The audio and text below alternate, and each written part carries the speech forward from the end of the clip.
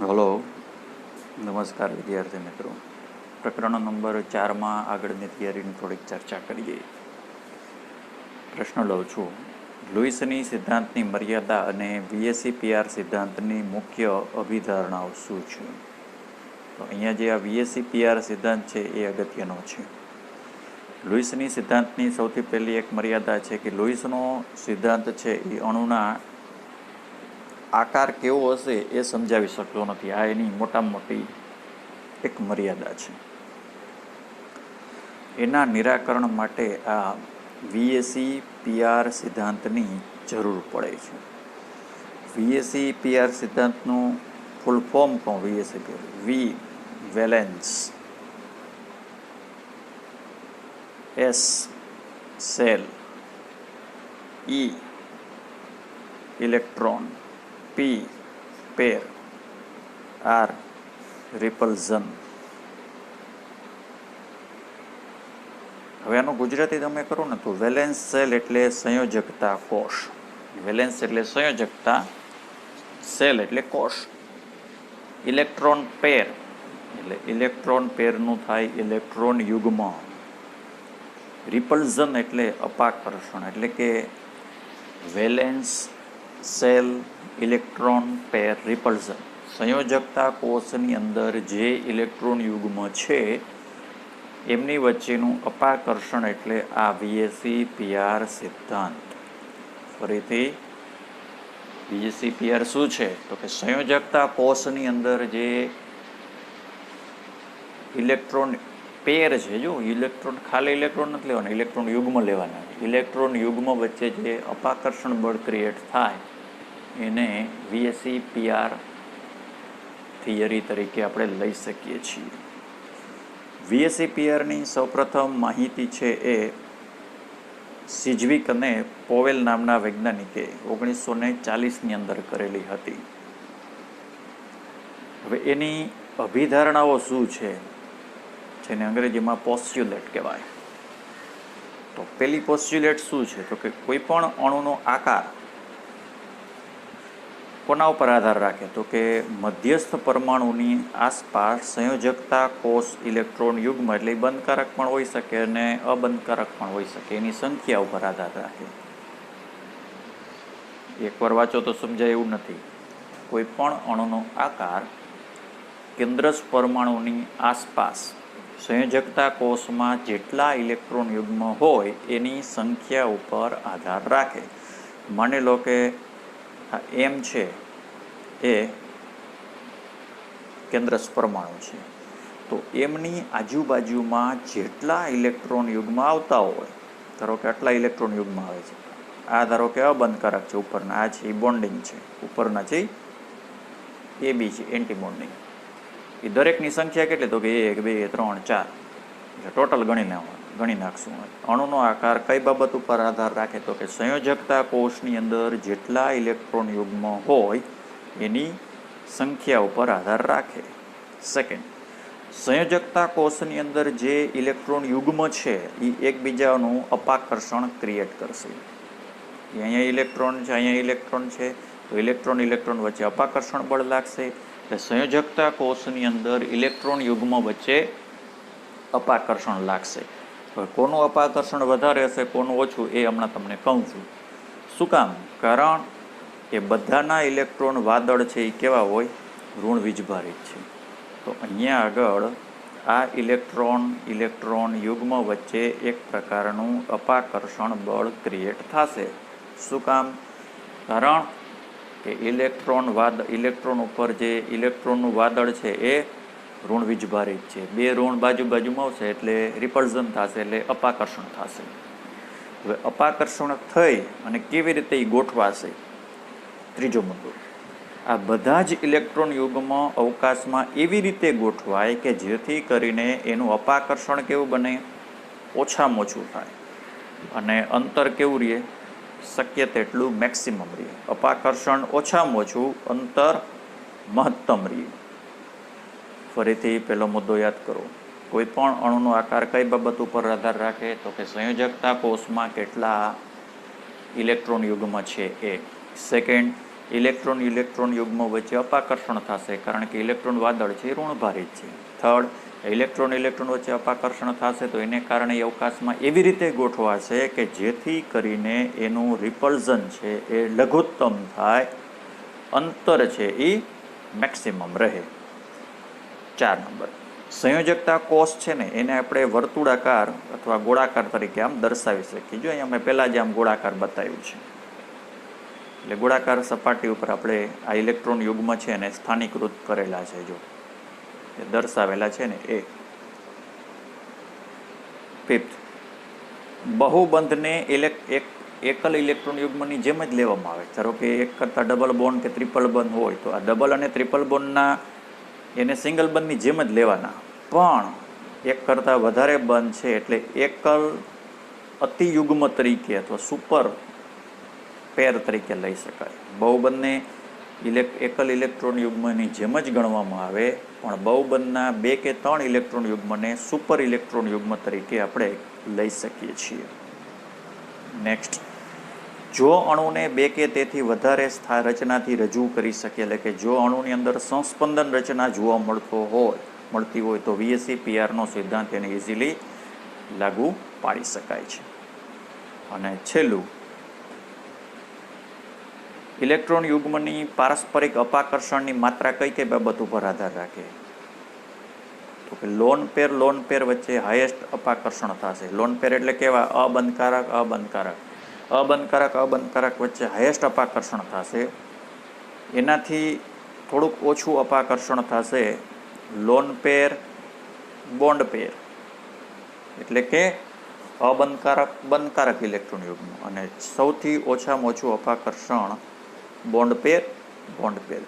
હવે lone pair વચ્ચે અથવા અબંધકારક ઉપર શું કામ હાઈએસ્ટમાં હાઈએસ્ટ અપાકર્ષણ થાય છે? અબંધકારક ઇલેક્ટ્રોન યુગ્મ છે એ કેન્દ્ર પરમાણુની એક્ઝેક્ટ આમ ઉપરની બાજુએ ગોઠવાયેલો હોય, જ્યારે બોન્ડિંગ હશે ને બંધકારક એ આ મધ્યમાં ગોઠવાયેલો હશે. તો આ કારણને લીધે આમાં અપાકર્ષણ કેમાં LPમાં હાઈએસ્ટ લેવલનું જોવા મળશે. અગત્યનો પ્રશ્ન છે એક્ઝામની દૃષ્ટિએ પણ. નેક્સ્ટ ક્વેશ્ચન ઇઝ, VSEPR સિદ્ધાંતમાં નાયહોલ્મ અને ગિલેસ્પીનો ફાળો જણાવો. તો મિત્રો આપણને ખબર છે કે VSEPR સિદ્ધાંત છે એ 1940માં સિજવિક અને પોવેલે રજૂ કર્યો હતો. 1957માં નાયહોલ્મ અને ગિલેસ્પીએ એમાં થોડાક સુધારા વધારા કર્યા હતા. નાયહોલ્મ અને ગિલેસ્પી આ લોકોએ એમાં થોડાક સુધારા કર્યા હતા. એનો મતલબ કે થોડુંક ફેરફાર કરી પુનઃ વ્યાખ્યાયિત કર્યો હતો. અને ઇલેક્ટ્રોનના અબંધકારક ઇલેક્ટ્રોન યુગ્મ અને બંધકારક ઇલેક્ટ્રોન યુગ્મ એટલે LP અને PP એ બે વચ્ચેનો ભેદનો સમજાવટ કરેલી હતી. હવે આગલા પ્રશ્નમાં મેં તમને કીધું હતું કે ભાઈ LP છે એ વધારે અપાકર્ષણ લગાડશે, જ્યારે BP છે એટલે બોન્ડિંગ છે એ અપાકર્ષણ ઓછું લગાડશે. આ વધારે લગાડશે, આ અપાકર્ષણ ઓછું લગાડશે. તો એનું રીઝન જો અહીંયા આપ્યું છે કે ભાઈ LP છે ને અબંધકારક ઇલેક્ટ્રોન યુગમાં છે એ પરમાણુની ઉપર એકદમ સ્થાનીકૃત થયેલું હોય આમ એક્ઝેક્ટ, જ્યારે બંધકારક છે એ બે પરમાણુની વચ્ચે ભાગીદારીમાં જોડાયેલું હશે. ધારો કે અહીંયા બંધકારક છે, તો બંધકારક છે આ BP છે, બરાબર? તો એ બે વચ્ચેની ભાગીદારીથી જોડાયેલું હશે. એને કારણે આ અબંધકારક ઇલેક્ટ્રોન યુગ્મ છે એ થોડીક અવકાશમાં વધુ જગ્યા રોકશે, એટલે અપાકર્ષણ એનું થોડુંક વધારે લાગશે. તો અપાકર્ષણ એટલે આ અપાકર્ષણ કોનું? અબંધકારકનું અપાકર્ષણ આના ઉપર ક્રિએટ થશે, એટલે આના બંધકોણમાં થોડુંક વિચલન થશે. કોના? આ બંધકારક જે ગોઠવા હોય છે ને એની કમ્પેરિઝનમાં થોડાક બેન્ડેડ વળી ગયેલા હશે. નેક્સ્ટ ક્વેશ્ચન, જો અણુમાં ફક્ત બંધકારક ઇલેક્ટ્રોન યુગ્મ જ હોય તો એવા ભિન્ન અણુઓના આકાર અને અણુના જુદા જુદા ઉદાહરણ સમજાવવાના છે. VSEPR સિદ્ધાંતની મદદથી અણુના આકાર નક્કી કરવામાં મદદરૂપ થાય છે અથવા નક્કી કરી શકાય છે. તો VSEPR સિદ્ધાંતની મદદથી અણુઓના આકારનું પ્રાકથન કરવા માટે અણુઓને પહેલાં બે ભાગમાં વેચી દેવાના. એક મધ્યસ્થ પરમાણુની ઉપર એક અથવા વધારે બંધકારક ઇલેક્ટ્રોન યુગ્મ હોય એવા અણુઓ, અને બીજું મધ્યસ્થ પરમાણુની આસપાસ ફક્ત બંધકારકમાં ઇલેક્ટ્રોન યુગ્મ હોય અને અબંધકારક ના હોય.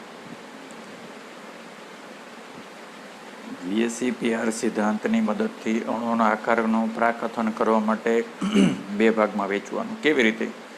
કે કેન્દ્રસ્થ પરમાણુ છે એની ઉપર ધારો કે બંધકારક ઇલેક્ટ્રોન એક પણ ઇલેક્ટ્રોન યુગ્મ નથી એવા અણુઓ. બીજું એવું કે ઉપર નથી પણ બંધમાં છે, BP છે ને એ બંધકારકમાં. આ એક. સેકન્ડ થિંગની અંદર એક કરતાં વધારે અબંધકારક હોય, બંધકારક તો હોય જ, એવા અણુના આકાર કેવી રીતે રજૂ કરી શકાય એની માહિતી છે. હવે અત્રે જે ટેબલ આપ્યું છે ખાસ કરીને JEE, NEET, ગુજસેટ અને બોર્ડની પરીક્ષામાં તો તમારે તો નથી આવતું, જો કે ગુજસેટમાંય નહીં આવે.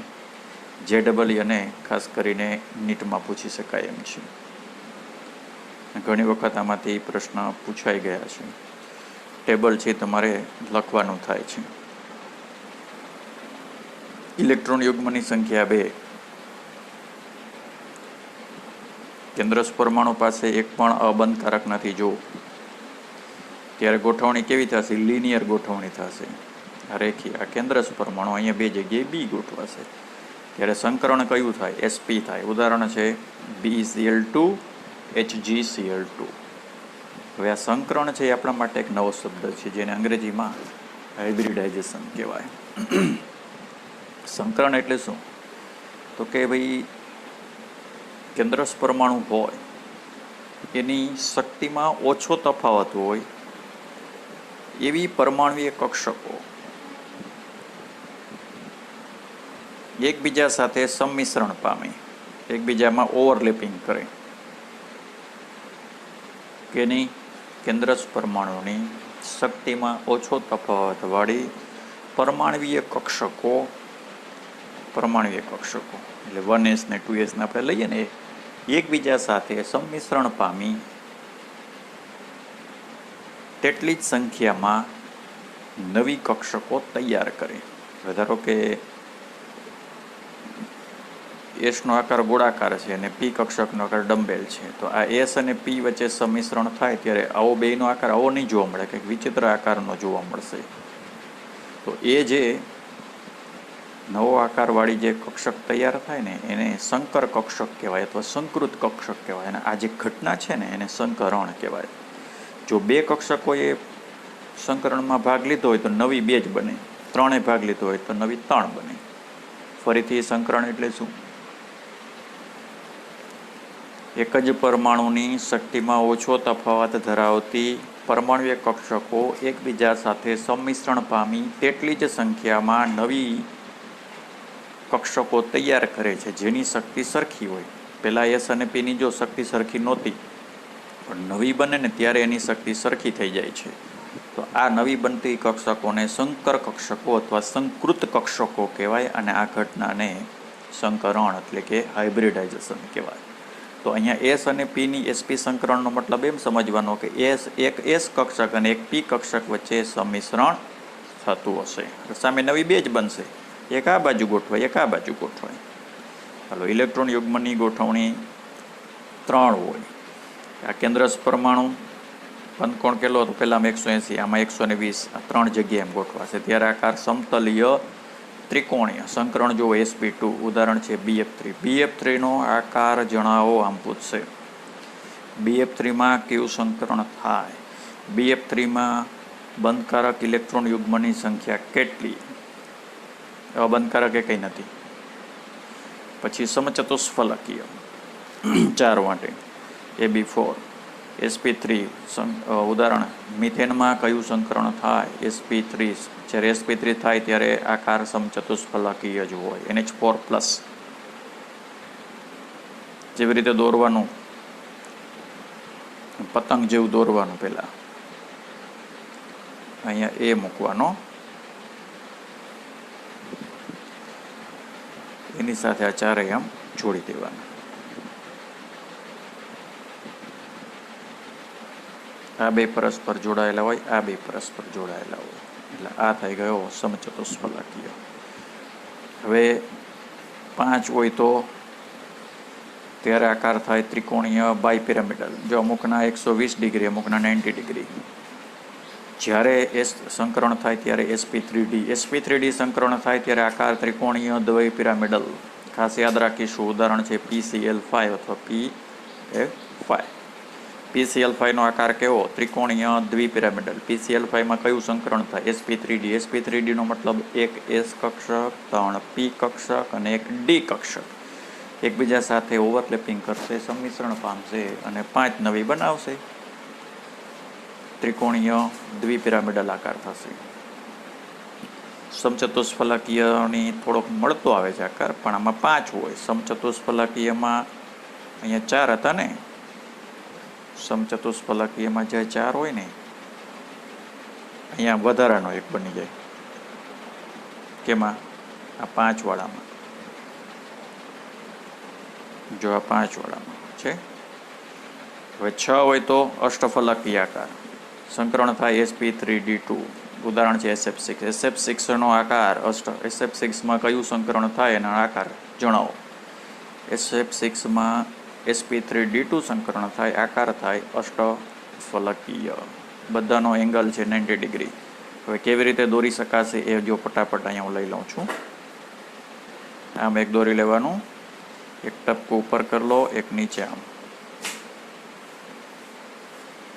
કેન્દ્રમાં એ મૂકી દો. બધા ખૂણા જોઈન્ટ કરો.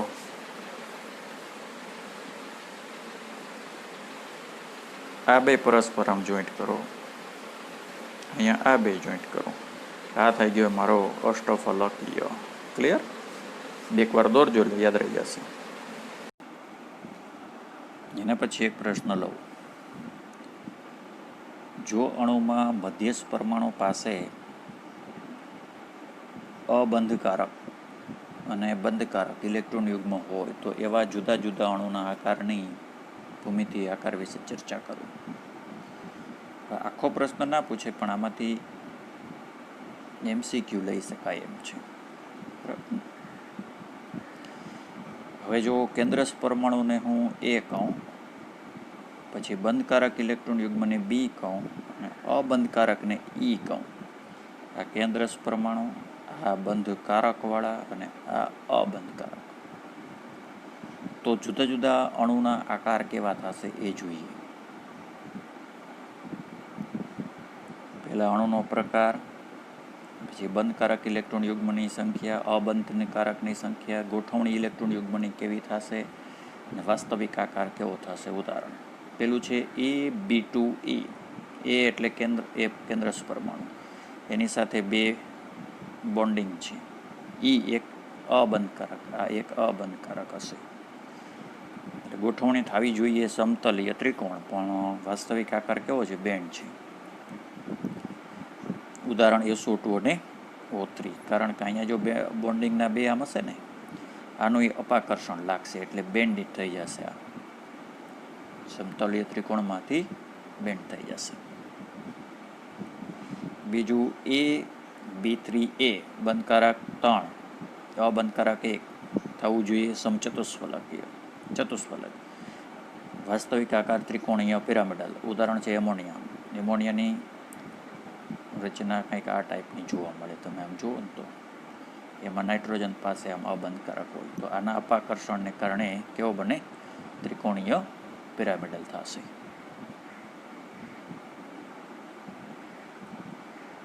એમના પછી લઉં AB2E2, બંધકારક 2, અબંધકારક 2, ચતુષ્ફલક. વાસ્તવિક આકાર વળેલો, પાણીની અંદર જો આવું થશે. પાણીમાં ઓક્સિજન પાસે 2 આમ લોન પેર હોય, તો અહીંયા આ બોન્ડિંગવાળા 2 છે, બરાબર ને? તો લોન પેર છે આના ઉપર અપાકર્ષણ કરી નાખશે એટલે સમચતુષ્ફલક એમાંથી કેવું કરી નાખશે, આમ વી શેપ થશે. જો હું તો વી જેવું દેખાય છે. એના પછી AB4E બંધકારક 4, અબંધકારક 1, ત્રિકોણીય દ્વિપિરામિડલ પણ વાસ્તવિક આકાર ચીચવો છે. ઉદાહરણ છે SF4. ચીચવો તમને ગાર્ડનમાં તમે જોયું હશે, પાટી હોય ને, ઉચક નીચક ના હોય, એ ચીચવો કહેવાય. અથવા કેવું સીસું. SF4નો આકાર કેવો આમ પૂછશે, ચીચવો. SF4 ઉદાહરણ કયું? AB4E. SF4માં બંધકારક કેટલા? 4. અબંધકારક કેટલા? 1. આવી રીતે બધામાં. એના પછી છે AB3E2 બંધકારક 3, અબંધકારક 2. થવો જોઈએ આકાર ત્રિકોણીય દ્વિપિરામિડલ. અહીંયા જે દોર્યો છે એને સુધારવો પડશે. આકાર ચીચવો નથી, ઉદાહરણ એમાં ખોટું છે, આ અહીંયા છાપી નાખ્યું છે બેઠે બેઠું. હવે ત્રણેય વસ્તુ અહીંયા હું સુધારીને લખું છું. ટેક્સ્ટ બુકમાં પેજ નંબર 111 પરથી લખવું.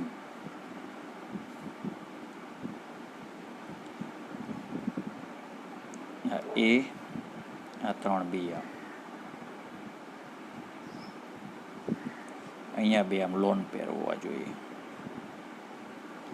ટી શેપ આકાર થાય છે. ઉદાહરણ છે ClF3. ClF3.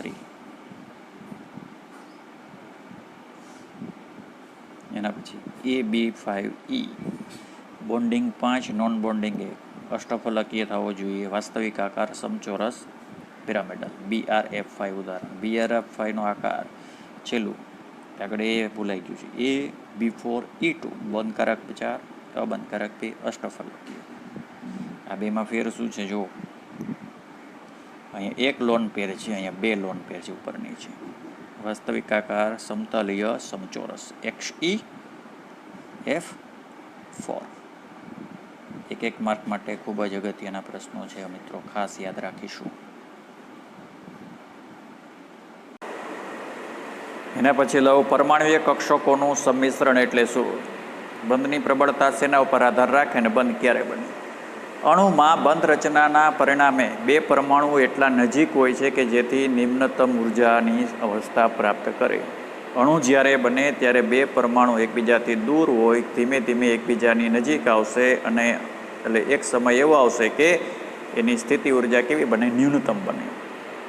એ વખતે બંને પરમાણુઓ છે એકબીજા સાથે ચોક્કસ ડિસ્ટન્સ રાખી અને બંધની અંદર કન્વર્ટ કરી અને અણુનું નિર્માણ કરે.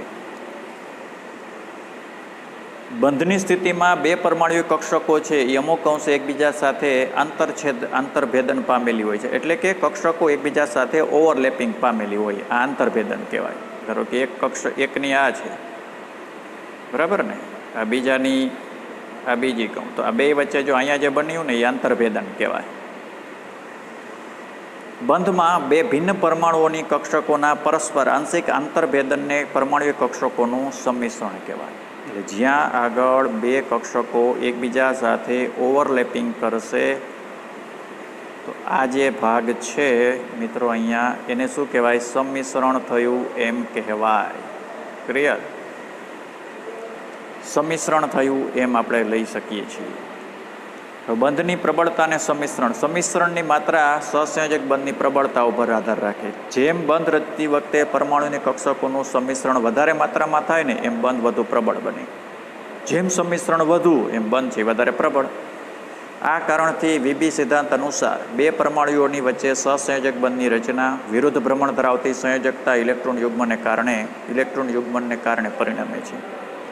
ધારો કે પહેલી 1s કક્ષક છે, બીજી એક 1s કક્ષક છે, બંને હાઇડ્રોજનની. આ બંને 1s છે એનું એકબીજા સાથે સંમિશ્રણ થાય છે. જો બતાવું ફરીથી અહીં એક આકૃતિ દોરીને. ધારો કે આ 1s છે પહેલા હાઇડ્રોજનની, આ બીજા હાઇડ્રોજનની, આ પહેલો હાઇડ્રોજન પરમાણુ, બીજો હાઇડ્રોજન, એ 2 1sનું સંમિશ્રણ થાય અને H2નું નિર્માણ કરે. તો આ જે બન્યું ને એ સંમિશ્રણ છે.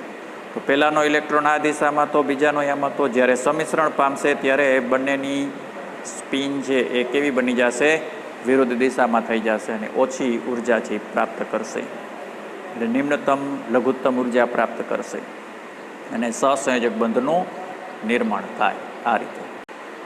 નેક્સ્ટ ક્વેશ્ચન, વીબી સિદ્ધાંતથી બંધ રચનાને દિશાત્મક ગુણધર્મ સમજાવો. કક્ષકોના સંમિશ્રણ અને કક્ષકોના સંકરણની મદદથી અણુઓની બંધની રચના છે એ અને દિશાત્મક ગુણધર્મો સમજાવી શકાય.